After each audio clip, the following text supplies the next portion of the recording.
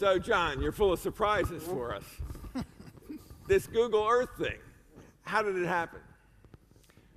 Well, yeah, I mean, we're hearing these stories from entrepreneurs this morning. Google Earth was a technology that I saw that had been developed for basically high-end supercomputers. So it was a case where kind of the idea of the product existed in a completely different market space. It was a technology that ran on silicon graphics workstations. You needed a few $1 million worth of hardware to do this, and it was pretty much purely the domain of government organizations, really the military and intelligence kind of orgs. And the opportunity existed to take this and bring it to consumers because there was an inflection point in actually 3 different technologies that were all happening at the same time. One of those was the emergence of the broadband internet, so going from dial-up to broadband, so you could move a lot of data over the wire, which we need to do for an application like this. The second one was the emergence of commercial high-resolution imaging satellites. So that, again, had been the domain of the military and intelligence community, was just becoming commercial around the time that we founded Keyhole. And the third one was 3D graphics power on personal computers. So today, every PC that you would buy, in fact, every iPhone and Android device that you buy has hardware-accelerated 3D. That wasn't the case in 2000. That was just beginning to hit the consumer market with companies like NVIDIA bringing aftermarket accelerators to market. So all 3 of those things were happening at the same time. And I saw the demo on the SGI hardware. I talked to the engineers about what they wanted to do, and we understood that if we could pull it off with these technologies changing and deliver this experience to like average people, that it would just work. It would be a winner of a product for sure. And with that, we raised the capital and started going down the road to build it. So we had technology platform shift. We had data becoming available that wasn't available previously. We had the public becoming more engaged with these platforms and more users and expanding user base. Sounds like a perfect storm in a lot of ways. What was the original business model? I mean, the original business model was a lot of what you have with Google Earth today. I mean, we thought we could do it without Google, but we were going to offer a consumer service. It was going to be something that you could use on your computer. We imagined that it might one day run on set-top boxes or game machines. We dreamed, although we debated, whether it would ever be possible to do something like that on a cell phone. And my engineering co-founder, who eats his words today, argued vociferously that it would never be possible because of limitations on battery and other things. But we kind of wanted to get kind of where we are. It's just the path ended up being very, very different. Well, in business school, John, you weren't paying attention, but I was trying to teach you a thing or two, and therefore I take no credit for any of this, but we were trying to teach you that you had to have a beachhead strategy, that you had to have a niche, that you had to have somewhere to get started, somewhere to own and control before you could generalize the entire consumer world. Did you have a beachhead or a niche you initially identified and went for? Well, I mean, we had a strategy, and it was interesting to hear Randy and others on the VC panel talking about the need to be flexible, to pivot, to survive the near-death experience. Sony was our lead investor. We were really excited about that because they saw this consumer vision. They invested $4.5 million in the company, which felt like an infinite amount of money to me. It's not, by the way, if you're starting a company, always plan for the next round of financing. We had a partnership with Excited Home, which we thought gave us a lock on getting distribution to people. A lot of people probably don't even know who Excited Home is now, but they were going to control basically the broadband internet experience in the US. That turned out not to be the case. So yeah, I mean, shortly after we funded the company, around the time that we had spent probably 75% of the money, the NASDAQ market collapsed, the first internet bubble, maybe we're in a second one, maybe we're not, but the first internet bubble exploded completely, and we had to really figure out just how to survive as a company, and we spent the next 2-3 years doing that. So what was the first market you approached? Well, whenever it became clear that the consumer market, if it was going to exist, was not going to be producing a lot of revenue for us, certainly not the revenue that I needed to make payroll and to continue operating the company, I put on my MBA hat, and we did a survey of markets where the technology could bring real value that people would pay for. which is a good thing to do, by the way, for starting a company. Figure out who's really going to open up their pocketbook and pay for your product or service. And we identified commercial real estate development, which even though the dot-com bubble imploded or exploded, people were still buying land, they were still building buildings, they were still building housing developments, and there were REITs managing portfolios of shopping centers across the country, in some cases around the world.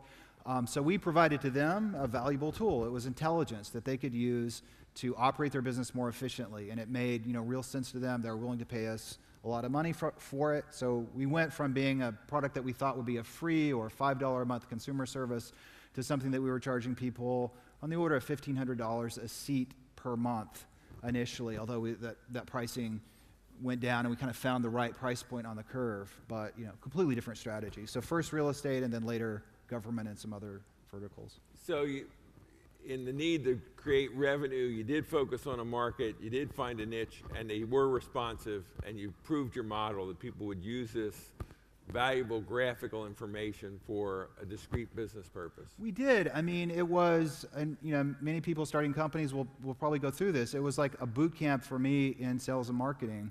And, we really learned to go out and call on customers to hear what they had to say, to find out what they thought about the product, how much they would be willing to pay for it, and to actually close business, which I had never done before.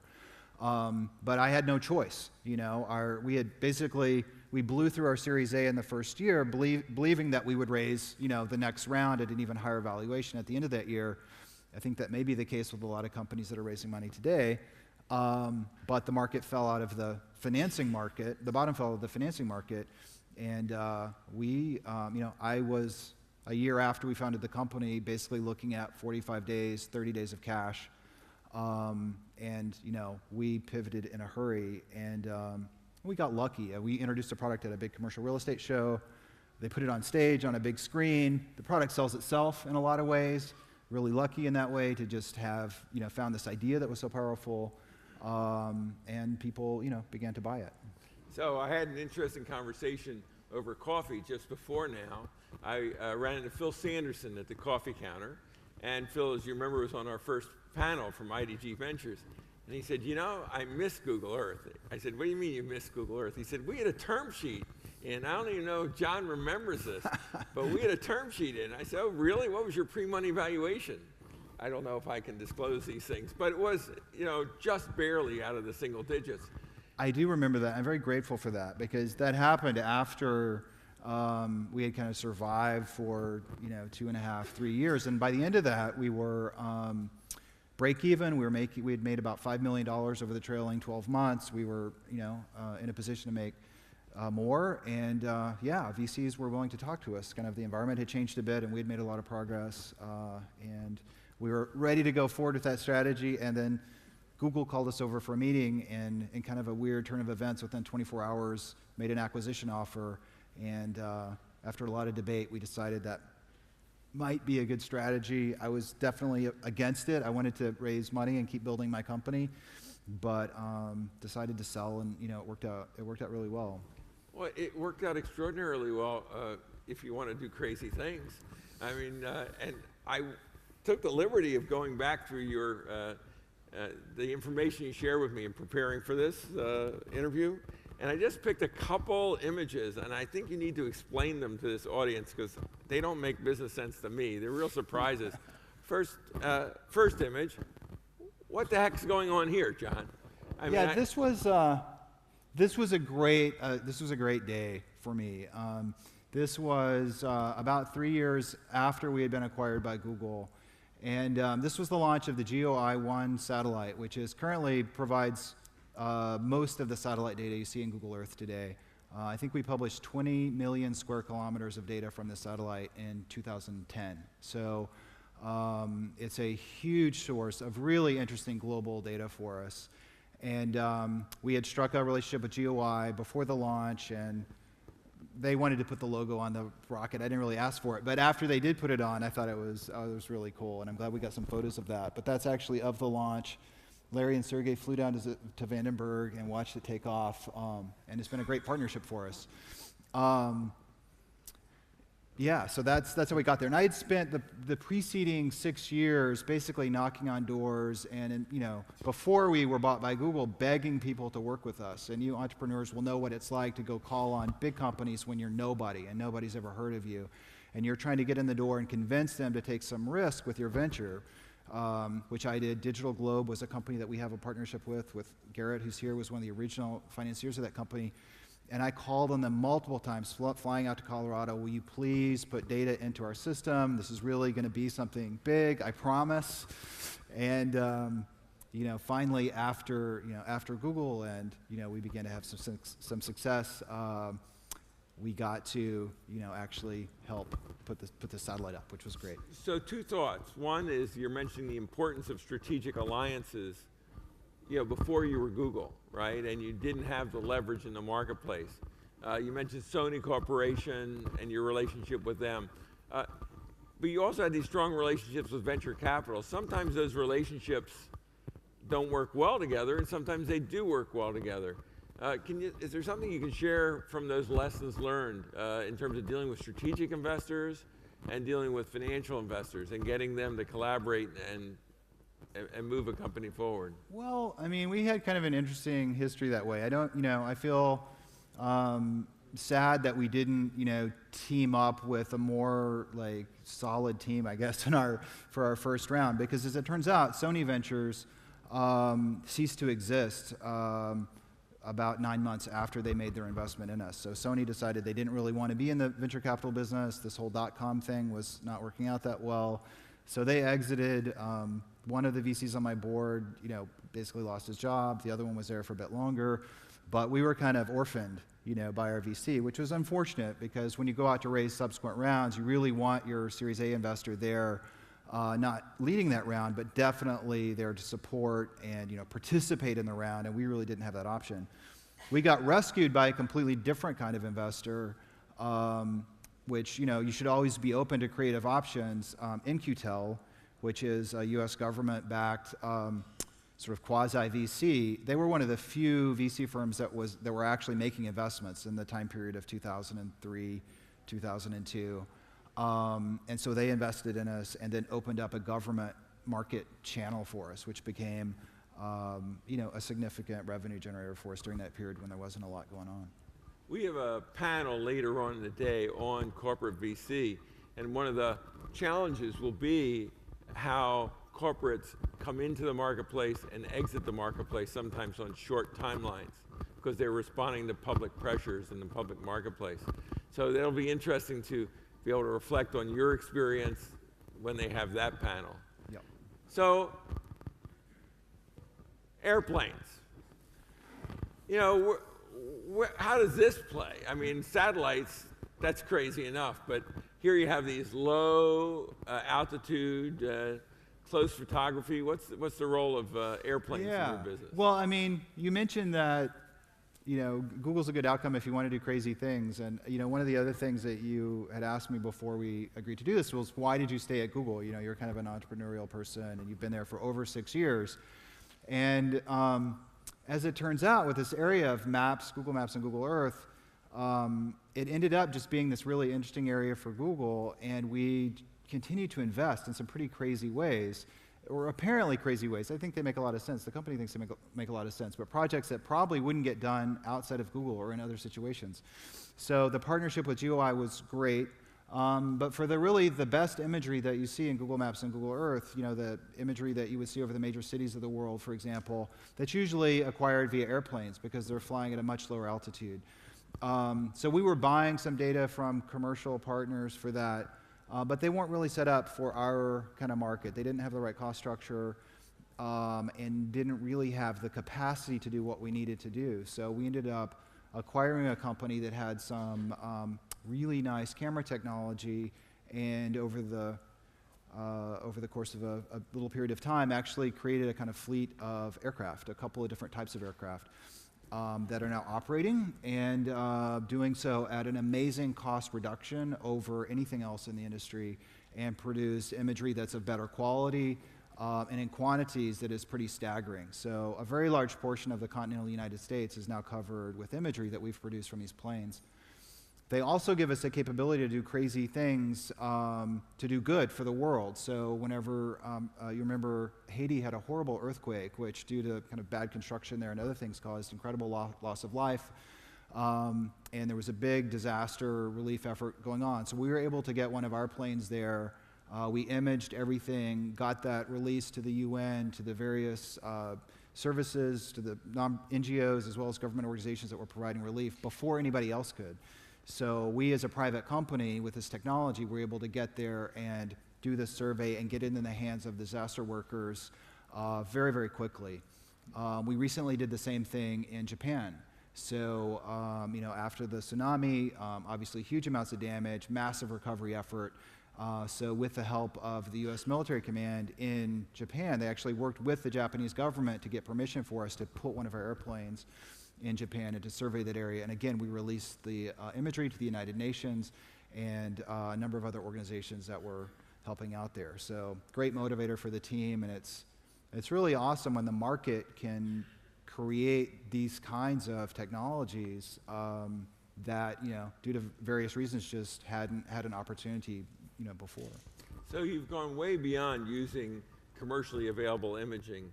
You've actually your business is not just the capturing of data and portraying it for the consumer, but it's actually the generation of the data with the satellite as well as with these low altitude aircraft. Is owning the images an important element of your business? Well, one thing kind of led to another, I guess. We got into this. So we needed stuff that the existing market really couldn't provide at the cost and scale that we wanted, which is why we ended up making some of these investments, some through direct creation of technology and some through partnerships.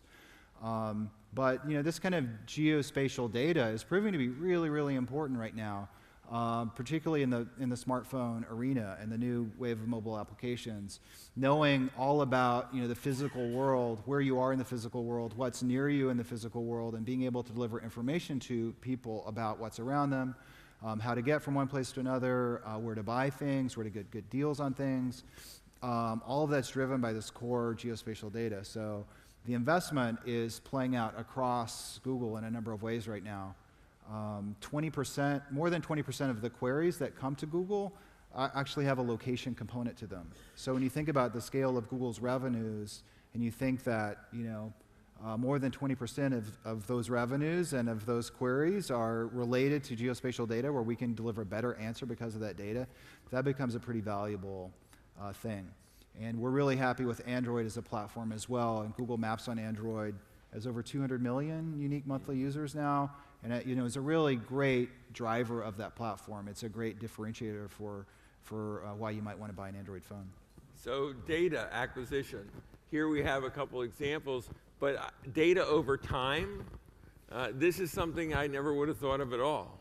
Yeah, well, we didn't think of it initially either. We were busy kind of doing the day-to-day stuff.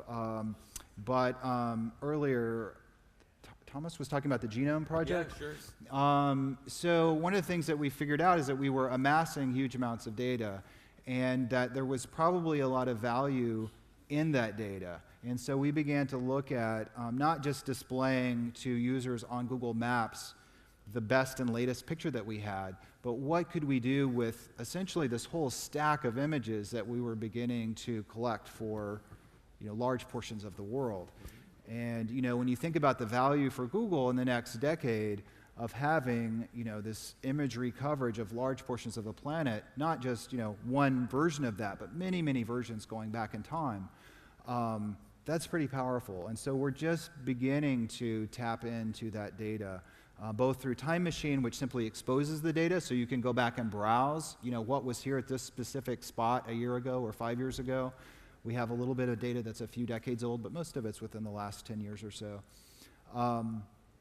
But we've also created a new product called Earth Engine, which we're making available to scientists so they can go in and actually run algorithms against this big store of data. So we started off kind of doing this consumer product, ended up with a big pile of data, and now we're figuring out that there are actually many other opportunities to go in and mine that data for value.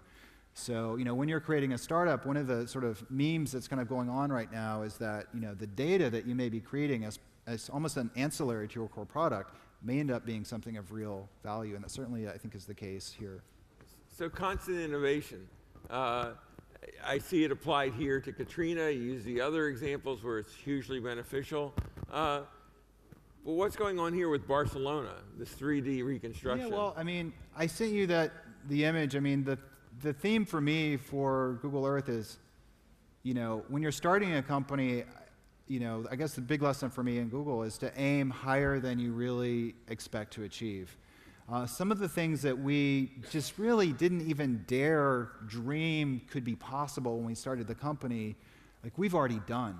And one of them was, creating real 3D landscapes that you could walk through like a video game. So, it's one thing to see the Earth from above, from a satellite image, but, in our heart of hearts, a lot of us were gamers, and we really wanted to create this sort of, Quake-like experience of dropping down to the street, walking around, looking up and down, and seeing the world around you as it really exists.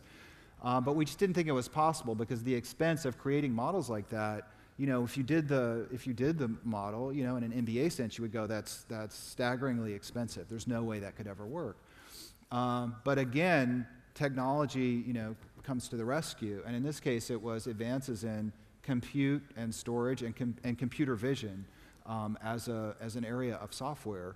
So what became possible between the time that we started the company and now is that computers can look at multiple images of a single building and identify common points in those images, a corner, the base of a wall, a door, and then build that into a textured three-dimensional model of the building without human intervention. So what before looked like it would be really expensive, now we basically just push through a software pipeline, and it's more than far beyond what these esoteric government systems could do when we started this. Is now in the hands of everybody, really. So this all sounds very serious, John. But this exercise, Street View, we're all familiar with. We all, I think, have clicked down sometimes when we're looking for not only a map and driving directions, but also we get down and say, okay, I want to be able to see what it's going to look like when I get there. But what's going on with this? I mean, this is ridiculous. Yeah, well, it is. The original trike actually was originally painted black, and it looked pretty fearsome. It looked like a missile launcher mounted to a three-wheeled bicycle, which is kind of an absurd thing.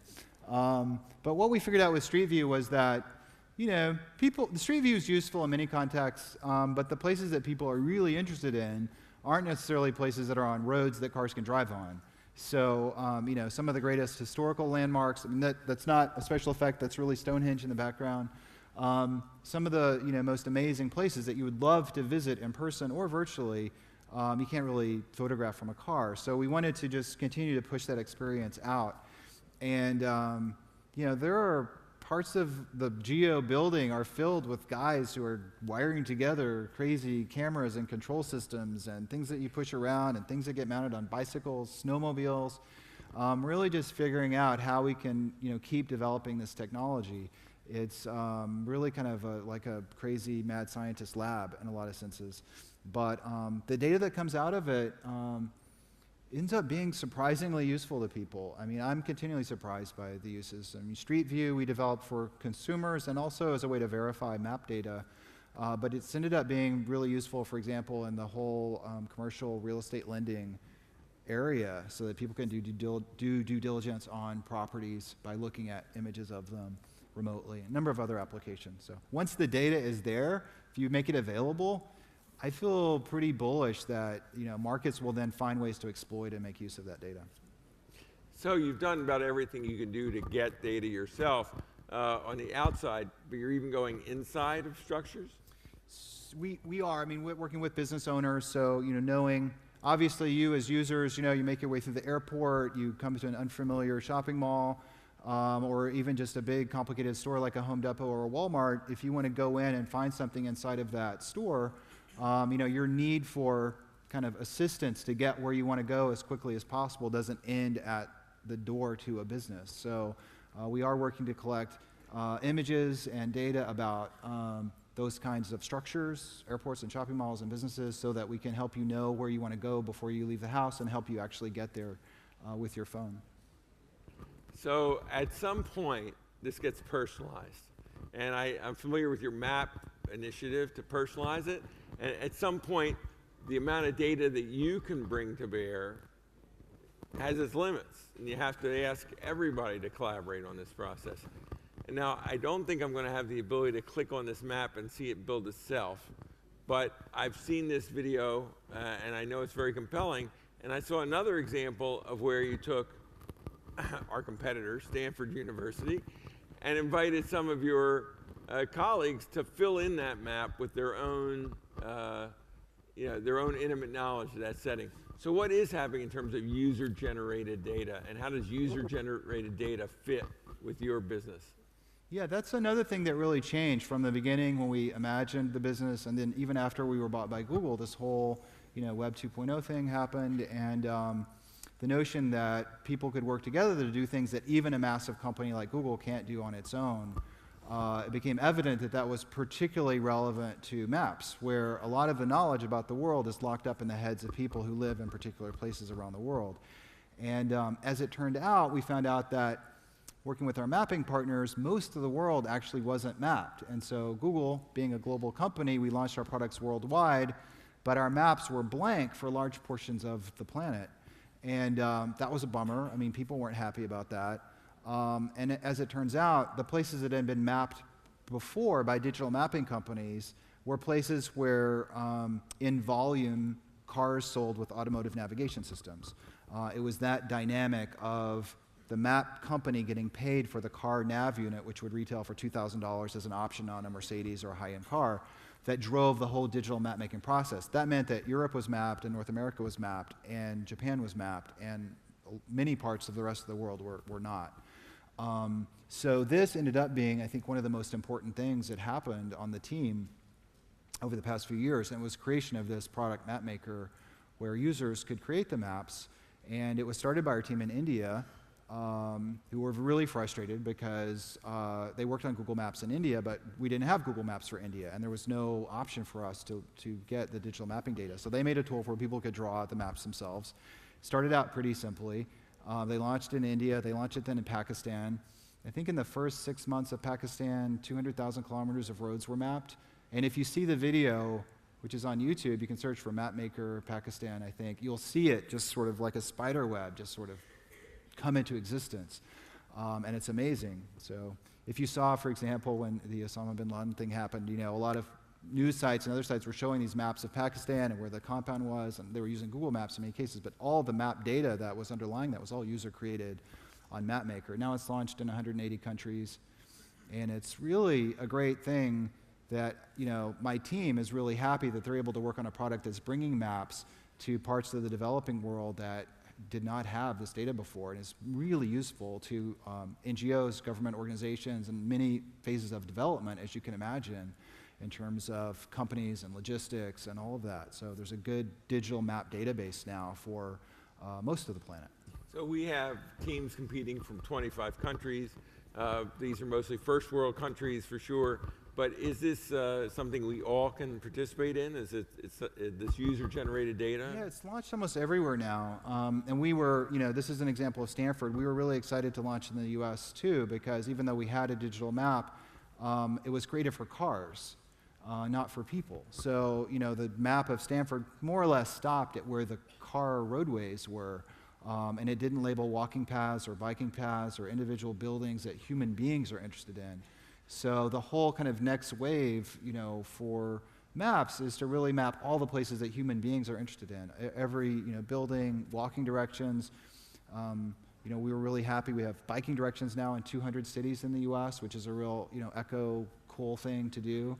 And that's all powered by users because, that data really didn't exist in any kind of commercial form before, but now it's out there. So a great history here of building a functional, highly useful tool for all of us. We're all personally familiar with it.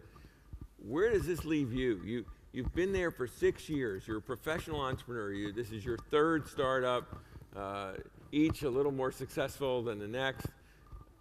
But here you are now, a major senior executive in a global enterprise. Is that satisfying? And is this the John Hanke we're going to see for the next 10 years? Or how do you keep yourself engaged?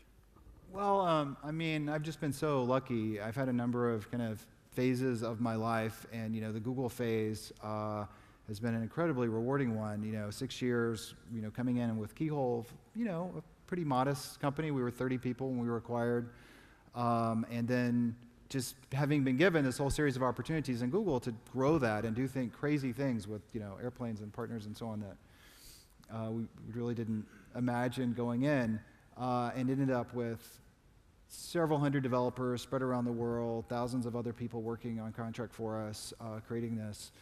So it was kind of like a series of startups. I got to be on the other side of the M&A game. We bought 5 companies, one here in Spain, a company in Switzerland, a few in the US. And it was a blast. But ultimately, I decided I wanted to get back and work hands-on on products again. So I had an idea, like many of you entrepreneurs have ideas that I wanted to pursue, and got convinced by Larry to pursue that as a Google project, although kind of as a startup within Google. So that's what I'm doing right now. Can you tell us about it? Is it a secret? I'm not looking for investment. All right. Yeah, it's in the mobile space, and the basic theme is we've invested in all this data that I'm obviously excited about because I've been talking about it for the past half hour. But I think there's a lot of value there in areas that I didn't have the ability to really focus on and pursue when we were building out Maps and Earth. But I was kind of cataloging these ideas over the past few years, and so now I have actually an awesome little team, and we're pursuing finding value in that data in the mobile application space. Fantastic. So we'll see you on the phone. You will see. Very good. With that, I'd like if we could express our appreciation to John Hanke for joining us this morning. Thank you very much, John.